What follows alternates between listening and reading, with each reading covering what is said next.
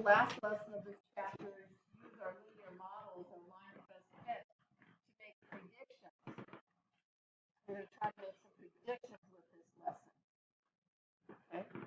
Your best fitting line is the line that most closely follows a trend in your data.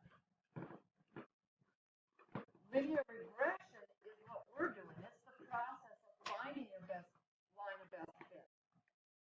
Okay? And we're going to try to use some technology. We're going to try to use some technology on our computer to do so.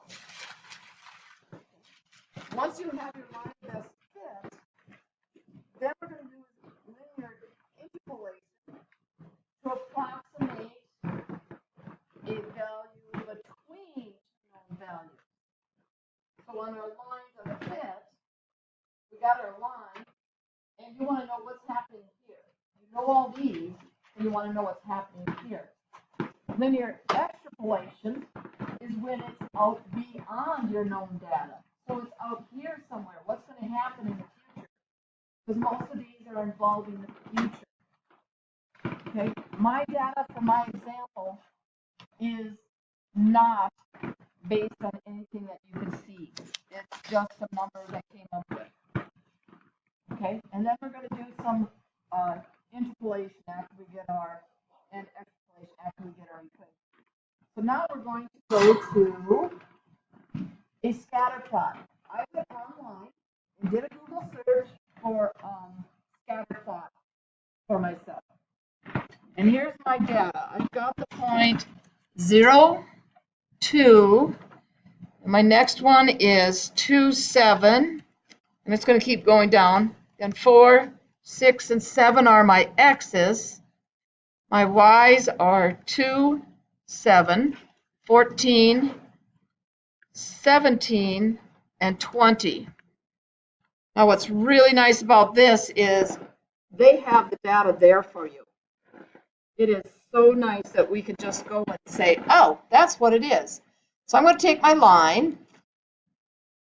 Okay, here's what I have to do. I got to change my slope. Well, my slope is my m, and my b is my y-intercept. So I'm going to go up there and I'm going to try to find a line of best fit. Okay, now remember, a line of best fit does not have to go through any one point. Okay, it happens to go through my top point, but it's kind of between the others.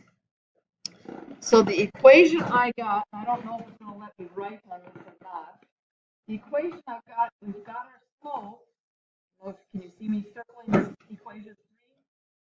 My m is 2.5. My db is 2.6.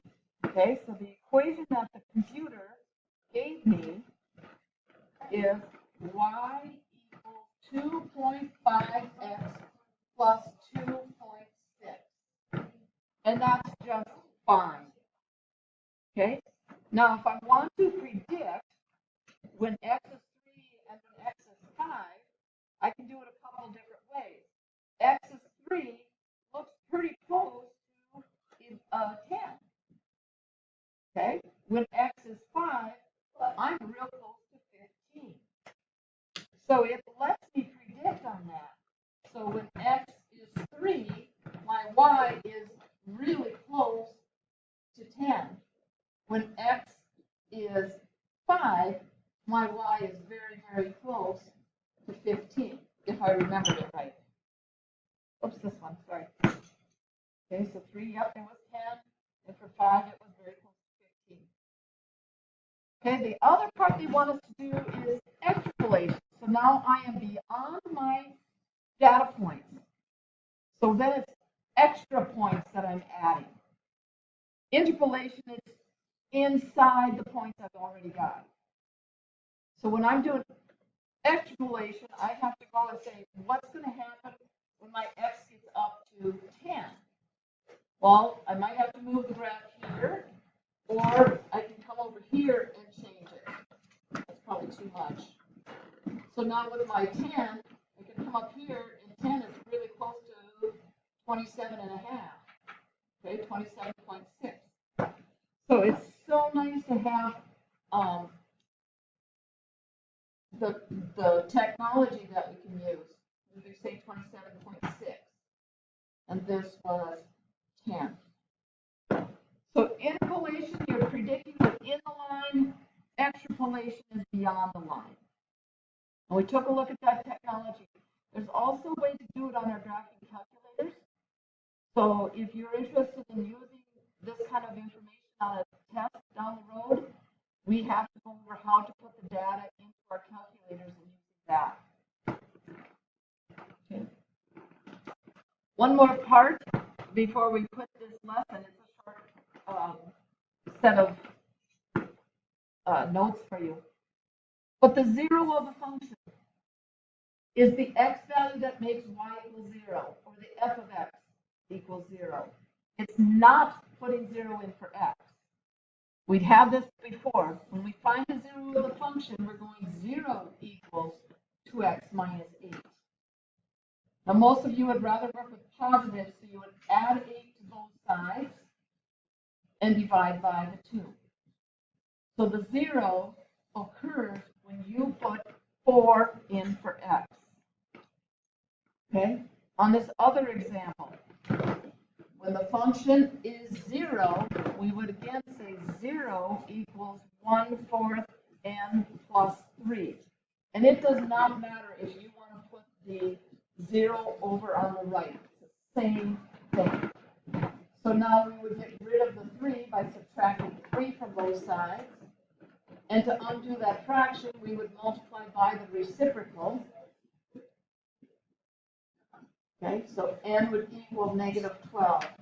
Don't forget on both of these, you can easily check. If you put -12 in for n, you're going to get -3 plus 3 equals 0. And you can check the top one too. Yep, that's what I thought. It was pretty quick notes on this. The book has more examples on lines of fit, interpolation, extrapolation. Remember, you can Google that and see what Khan Academy has or something. If you're not understanding what I'm saying, you've got to do some digging. You've got to be responsible for learning.